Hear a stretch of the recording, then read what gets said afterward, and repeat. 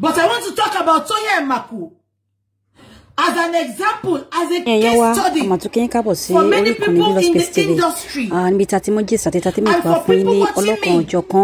And fún ẹ̀yin subscribers wa adúpẹ́ ankin akin fún ẹ̀yin tí ó ti subscribe ẹ jọ̀ọ́ ẹ má gbàgbé kẹ́ bá wa subscribe kẹ́ lè máa rí àwọn update wa lóòrèkóòrè tẹ́ bá lè ti subscribe ẹ bá wa share ẹ bá wa comment kẹ́ bá wa like ẹ ṣeun.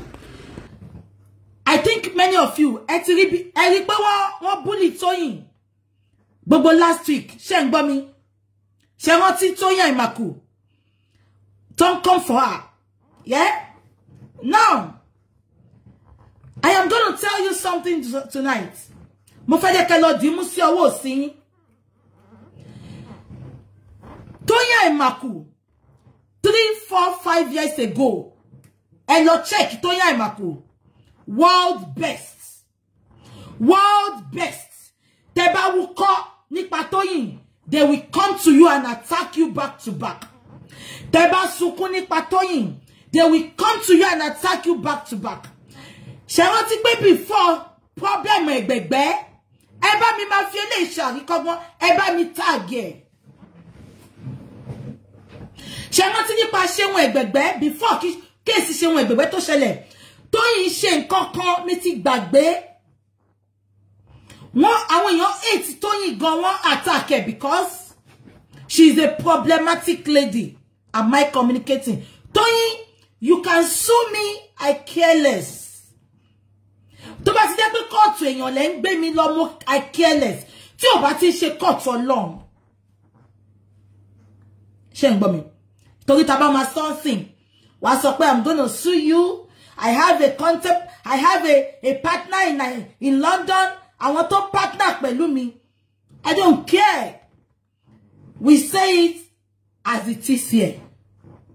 Ṣé gbogbo yín rántí nígbà ṣeun ẹgbẹ̀gbẹ́ before ṣeun ẹgbẹ̀gbẹ́ Toyin Maku ó kò máa ń ṣe nǹkan ó bá máa ẹ̀yin tẹ́ ẹ̀bọn Toyin ni before ṣeun ẹgbẹ̀gbẹ́ Toyin Maku ó máa mess up gan. Ọba Elégùṣì ìgbà tó lóhun òun bọ àwọn Ṣàngó òun bọ àwọn yàtọ̀ ọjọ́ kejì lòjò rọ̀rọ̀rọ̀rọ̀ ṣé ikú òkè bí eku ẹyẹ òkè bí ẹyẹ ní kàtẹ́ ni. Elégùṣì àti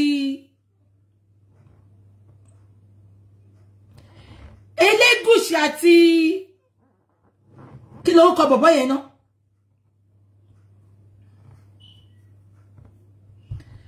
Kí ló kọ bọ̀bọ̀ yẹn? Akínsíkù. Ṣé wọ́n ti pé 2 weeks lọ fi wọṣọ tó wọṣọ ikùn wọn bó ṣe dàbí ikùn mi ni.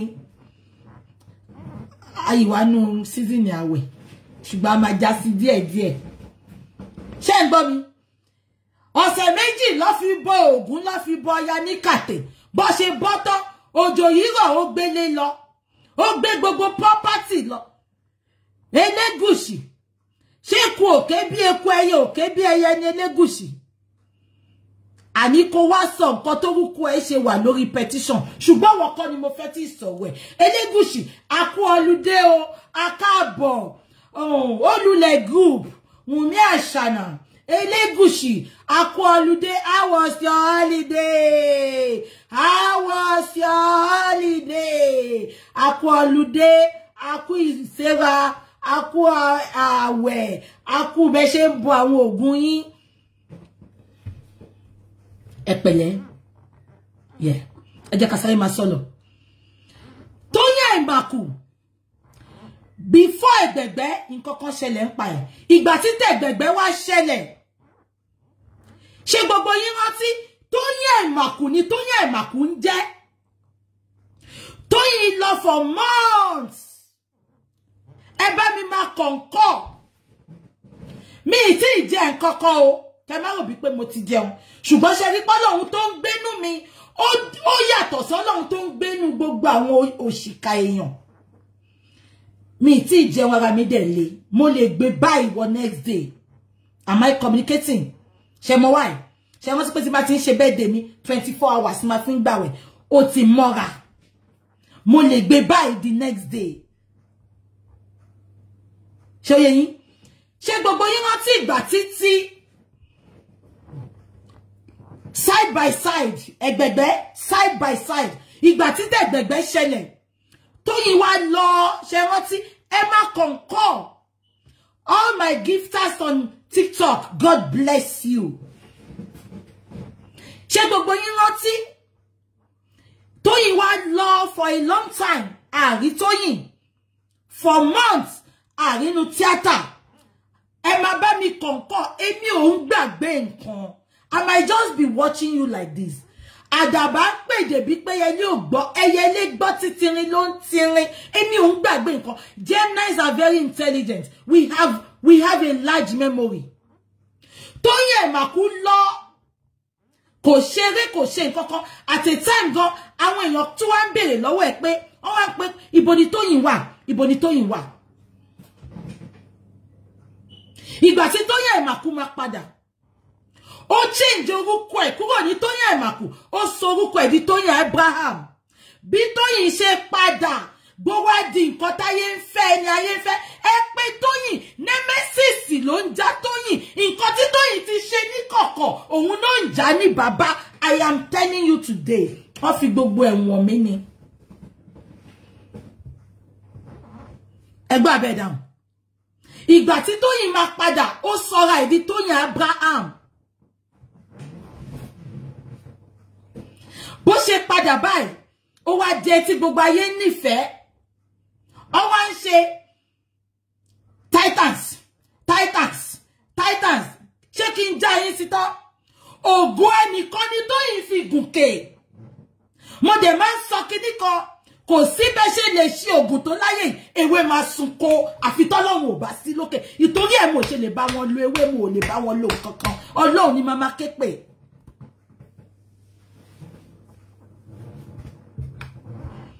Kò sí bí tẹ́lẹ̀ dé. Ẹ máa gbọ́ Tóyìn ni o. Ẹlòmíì máa ń para ẹ̀ torí Tóyìn. Lizzy lè ṣe nǹkan tí ò dá lóòótọ́.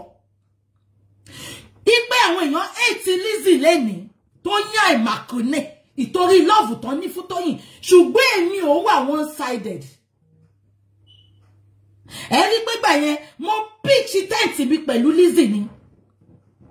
Because mo ti rí, mo ń sọ fún gbogbo yín tẹ́ ń wò mí lẹ́ni, ẹ má béèrè fún spirit of discernment.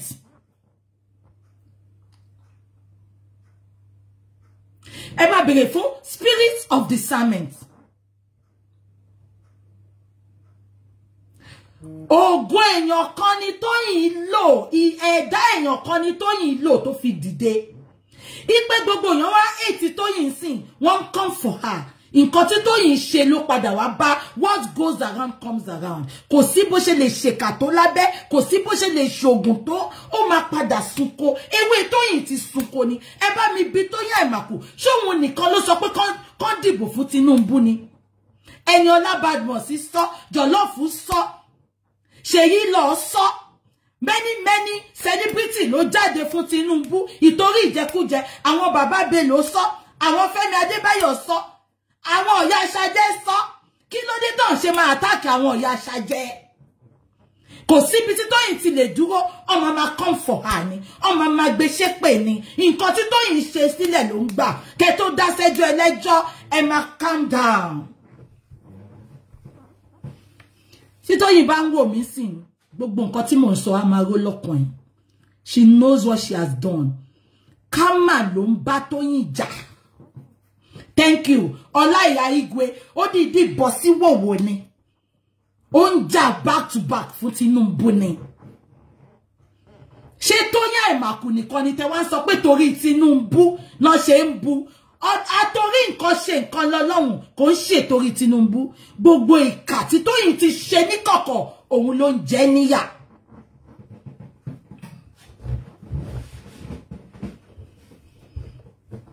Abẹ́ gbọ́ mi. So that is about Tóyìn Àìmàkù. We just have to pray for her, to God to forgive her. Àti gbogbo ẹ̀yin tẹ́ ń wò mí, tẹ́ ń ṣèkà ní kọ̀kọ̀. Àbí kò yé yín? Ògo èèyàn kan nínú industry ni Tóyìn fi tó lò tó fi débi tó dé.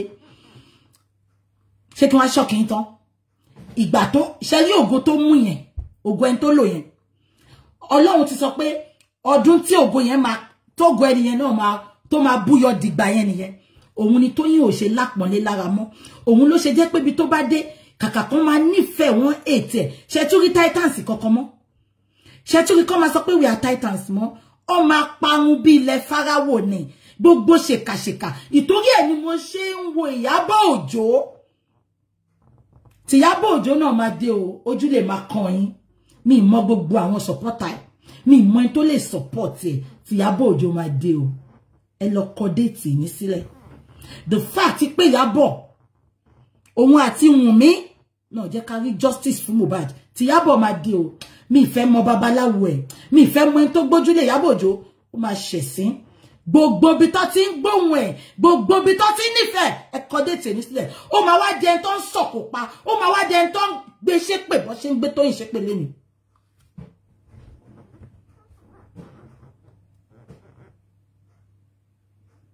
ó ti ṣògùn kọjá kádàrá ìyẹn Ìyábọ̀ wọ́n gbé fídíò kan wọ́n gbé fọ́tò kan síta lánàá àbíjẹta ẹ wo bó ṣe rí àwa wí tán wọ́n sọ pé wọ́n photoshop ni ẹjọ́ ṣọ́ photoshop gbogbo àwọn tó dúró tì yẹn náà ni bó ṣe rí nìyẹn àyàmà tàǹgà ni bó ṣe rí nìyẹn ẹ mẹ́pẹ́ tí yóò bá beautiful within kò lè beautiful out there look at me no eye pencil no lip gloss I purposely come out like this torí mo fẹ́ wá fi àṣẹ sí ìbéèrè yín mo fẹ́ wá gbàdúrà this is me this is me ẹ wo bó ṣe rí ó dàbí Àyàmà Tàǹgà at 46 ó dàbí ìyá 87.5 mo rí gbogbo wọn tó ń gbé kiri ho ho ho this is not a matter of hate I say the truth. If you don't like the truth, block your freaking self. Alhamdulillah. Me won't do anybody kinto jẹun. Ododi. Alhamdulillah. Mo lack. Mo le mai ti débẹ̀. Ṣùgbọ́n mo dúpẹ́ f'Ọlọ́run. Alhamdulillah. Oh God, all glory be to God. I'm not gonna be looking up to people. If for the fear of people, I want to lose people. If I lose people because I'm saying the truth, forget it. Olóòótọ́ kì í lọ rẹ̀. Ẹ wò mí now. Ìyábọ̀ ti ń ṣẹ̀sín already. Because ó ń gbénú òkùnkùn tafà sínú ìmọ́lẹ̀ àwọn èèyàn. Kò lè sọ fún mi pé òun ò mọ̀ pa Gistlover. Ìyábọ̀ is part of Gistlover. I am telling you authoritatively. Ó ń ṣèkà. Ìkà ń kà ni. When you are beautiful. When you are beautiful within, the beauty comes out. Mi lólódì lẹ́yìn léyàn kankan. Mo lè bú èbú. Ibi tí mo bú yín sí ló tán sí. Tí bá ti dìde bíbà, mo ti mú nǹkan mi rò. I have a lot in my pots. Mi wá ní bú yín tán kí wá máa sáré kiri kí máa porúkọ yín kí máa ní ẹ bá mi ṣèkà fún o ẹ bá mi ṣe lè fún ẹni tí bá pè kó ṣèkà fẹ́yàn kan rí lórí internet ẹni kó jáde.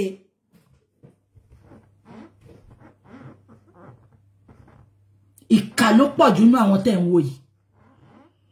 Gbogbo àwọn yẹ̀yẹ́ Brítì yìí àgàgà àwọn Yorùbá yẹn ìkà ni wọ́n. Continue to tell you all. Ẹ lọ kọ déètì ẹni sílẹ̀. Ìyábọ̀ máa ṣẹ̀sín. Bí Tóyìn ṣe ń ṣẹ̀sín lọ́wọ́lọ́wọ́, Ìyábọ̀ máa ṣẹ̀sín. Ìtò wọn ti ṣògùn kọjá kádàrá. That is that. Ẹ bá mi pè Wùnmí Toríọlá. Ẹ bá mi pè Wùnmí Toríọlá. Mo fẹ́ fún ní advice kékeré. Wùnmí Toríọlá. You are a two-faced short put. Wùnmí Toríọlá. Èmi ò wọ́n ẹ o Wùnmí Toríọlá. Mo mọ̀ ẹ́ pé o mọ̀rọ̀ sọ. But màá gbé ìyálà ìyá ẹ̀ sáré. Sórí Oregano tó lọ bá ní Dublin yẹn kò ní lè gbà ilẹ̀. Ẹ bá Oreagutan. Ṣọ́ra Agutan yà bí? Oreagutan. Yeah, Oreagutan. Yeah. Ṣẹ́tìrí. Nǹkan tó ń jẹ́ bẹ́ẹ̀ ni. Ẹ ti mọ̀ tí mo sọ. Oregano. Oregano. Oregano is a spice. Oregano. Oh, no. Oregano. Kosh oregano. Oregano. Yeah. Wunmi Toriola, you are a two-faced. You are fake. Wunmi Toriola. Mo rántí pé kò sẹ́ni tó mọ̀ ẹ́. Ìwà tí Tóyìn Àmàkù ọ̀rẹ́ ni mi mọ̀ nǹkan tó dárin yín rú. Mi mọ̀ nǹkan tí Fúnkẹ́ ṣe. Fúnkẹ́ jáde ńjọ́ yẹn ó ń sunkún. Fúnkẹ́ jáde ó ń sunkún pé ẹ má gbọ́ o. Fúnkẹ́ jáde ó sunkún pé wọ́n ṣépè fáwọn ọmọ òun. Ṣé rántí ẹ bá mi kọ̀ǹkọ̀ èmi ò ń gbàgbé nǹkan. Ìgbà tí Fúnkẹ́ jáde pé wọ́n ṣépè fáwọn ọmọ òun. Kò sí anybody tó bọ́ta fún ọmọ yẹn tó jáde fún. Alábòsí pọ̀ náà àwọn Yorùbá o. Yorùbá ló burú jù. That is why I want to be like this. I am everybody's friend. Because sori en tó bá take importance nínú ayé yẹn, àwọn gan ló máa dà ẹ́. I don't have bestie. You all are my bestie. Nobody is important. You all are important to me. Ṣé gbogbo yín rántí? Ìgbà tó ń bú Fúnkẹ́ Akíndélé tó gbé ọmọ ẹ̀ ṣépè. Wùnmí Toriola tó dàbí short put yìí kò bọ́ta kó sọ pé ẹ má ṣépè fún Fúnkẹ́ èèyàn dáadáa ni. Lady kan Bímbọ́ àti àǹtí Òjó Ọlọ́yọ̀nlá yẹn àwọn àtàwọn kan ló bọ́ta. Wùnmí Toriola tó jẹ́ pé Fúnkẹ́ fún ní platform kò má bọ́ta. Fúnkẹ́ fún ní platform ṣe rántí kò ń ṣeré tó ṣẹ̀ṣẹ̀ ṣe èyí tó ṣe before ilé kí lórúkọ eré yẹn. Ṣe rántí Fúnkẹ́ fún ní platform ó wá rí pé wọ́n ń ṣépè fún ọmọ Fúnkẹ́ ó bọ́ta sọ̀rọ̀. Ṣùgbọ́n ìgbà tó ń ṣépè fún Ìyábọ̀ wọn ò dẹ̀ ṣépè fún Ìyábọ̀ ó ṣe rántí gbogbo wa àwọn èèyàn kan dìde pé ó sọ pé Mohbad kú sínú ilé. Kemiti, God bless you. Kemiti, Buka Street, God bless you.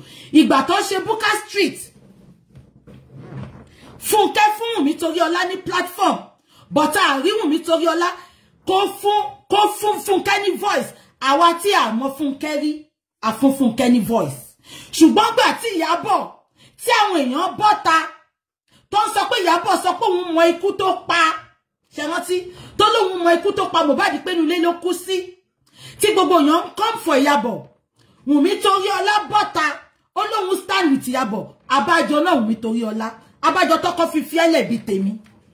Ẹ tó bá ti lábòsí lọ́wọ́ kò ń pẹ́ ní ọkọ̀ ṣọ́rọ́kọ́ ẹ tó padà wá yẹn owó ẹ̀ ló wá gbà ó ti ná gbogbo ó ti ná gbàrá ó rí pé ṣì gbá ò sí ta ó dẹ̀ rí pé ilẹ̀ ń dún lọ́wọ́lọ́wọ́ ó yá dúró síbẹ̀ ẹni ẹlẹ́ni tó máa fi gbà nǹkan tó ní gbà lọ́wọ́ ẹ̀. Abẹ́gbọ̀n mi ó wá bọ́ta ó lóun stand for Ìyábọ̀. Now Wùnmí Toriola, I will just give you two advice. Tí n bá fi eyín mi gé oúnjẹ fún ẹ má jẹ ṣùgbọ́n tí n bá fi eyín mi advice ẹ tí n bá fi ẹnu mi advice ẹ take to it. Wùnmí ó kù ṣẹ́jú méjì ó máa ṣe ẹ̀sìn awọ́rò. Wùnmí Toriola, if you don't abstain, if you don't stay away from that oregano ọ̀rẹ́ àgùntàn àbí oregano tó wà ní Dublin yẹn Wùnmí Toriola ìjọ tó bá ti lọ fọwọ́ kan gbogbo àwọn celebrity tó súnmọ́ woman yẹn tí ó ṣẹ̀sìn. Wùnmí Toriola mo rí pé o ti ń pitch tent mo rí pé o ti ń celebrate ẹ. Wùnmí Toriola tó bá ti ń súnmọ́ woman yẹn ò ní ìmọ̀ láwùjọ. Aṣọ àpọ́nlé ẹ aṣọ yìí ẹ adìtẹ̀rù mọ́ ẹ lára ni Wùnmí Toriola. Wùnmí Toriola, if you don't stay away from that woman, I used to like you. Ìjọ tí mo ti rí pé woman yẹn celebrate ẹ tí woman yẹn gbé ẹ gẹ̀gẹ̀ tí wọ́n náà pọ́nlé ìjọ yẹn láṣọ àpọ́nlé ẹ ti ya.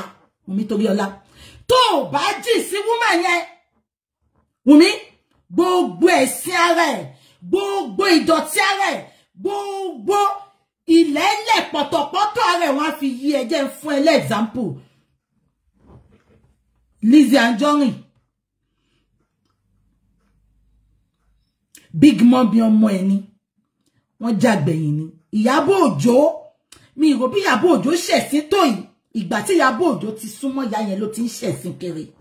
Wùnmí Toriola sórí bí tó lọ pitch tent ẹ mọ́ yẹn ó bí ẹ kó máa polo mo mọ̀ pé torí ó fẹ́ ṣe film ló ṣe lọ súnmọ́ ìyá yẹn lẹ ṣe ń tanra yín sórí Wùnmí Tóríọlá ó bí ẹ kó máa polówó fíìmù ẹ pẹ̀lú àwọn méjì ẹ sórí tó bá ti bẹ́ẹ̀ polówó fíìmù ẹ máa dìkùtà ni ó ní rẹ́ni wò ó èmi tí mo sọ bẹ́ẹ̀ fún ẹni mi mọ̀ ìpolówó tó lè fẹ́ ṣe sórí Fúnkẹ́ kó lọ máa ṣàbòsí tó kó fẹ́ ta fíìmù ẹ wá mọ bí ẹ wo Farida ẹ ṣe ẹ wo Farida Deni Farida Deni yẹ̀yẹ́ ìjà Adémọ́lá àti Farida kò bá má tó yìí Farida confided in that evil goat, evil oregano in Dublin. Iyabo confided in her. Sorry, Farida sọ̀rọ̀ nípa ọkọ ẹ̀ fún.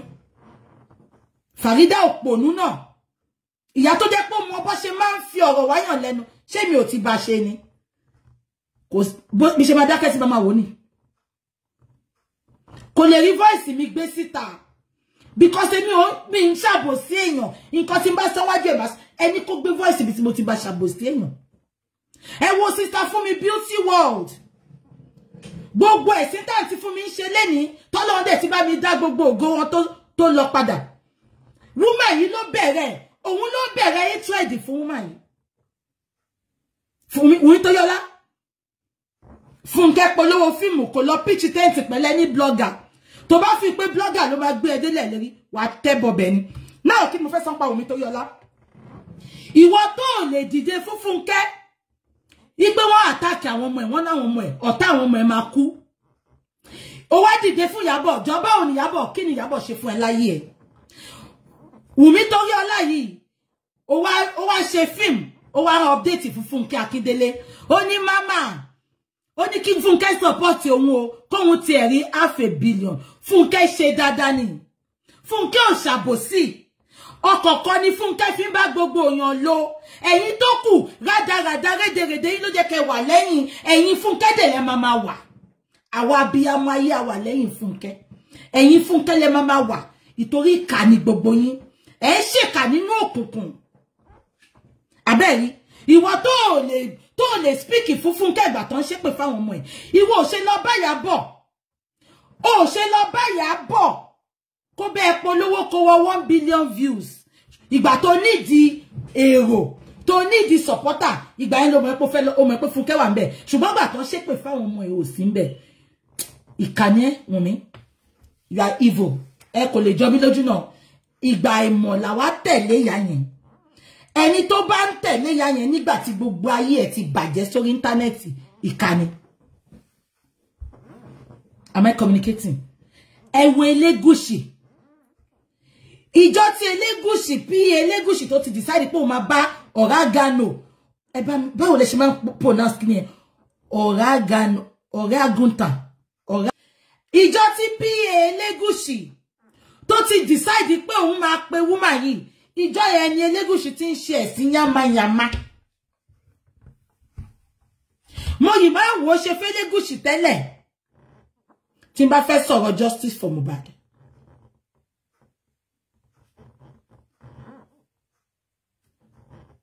Abẹ́ gbọ́ mi. Ìjọ tí PA Oraguntan ni. Ìjọ tí PA tó ti pé ìyá yẹn tí ìyá ti sọ pé ẹjọ́ ṣé rí ibi táwa wà yìí. A bá complete assignment ni. Ẹ bá mi tẹ̀ lọ́wọ́ náà. Ṣé Ìyábọ̀ celebrate Wùnmí Tóríọlá? Ẹ bá mi sáré check. Wùnmí Tóríọlá lóhun ṣe birthday ní last week. Ṣé Ìyábọ̀ celebrate ẹ? Ẹ máa wá fẹ́ ibi tí o ti sí fẹ́. Wùnmí Tóríọlá, change your ways. Ṣó tẹ̀lé tó ń tẹ̀lé yẹn. Oraguntan tó ń tẹ̀lé yẹn. Ẹ má gbàgbé kẹ́ bá wa like, kẹ́ bá wa comment, kẹ́ bá wa share, kẹ́ bá wa subscribe. Ẹ ṣeun. Ṣé Ìyábọ̀ celebrate Wùnmí Tóríọlá? Ṣó celebrate? Okay, ó celebrate. Okay. Ẹ lọ wo gbogbo 2-3 years ago. Kò celebrate o. Just because ani ojú ayé ni gbogbo wọn ṣe síra wọn.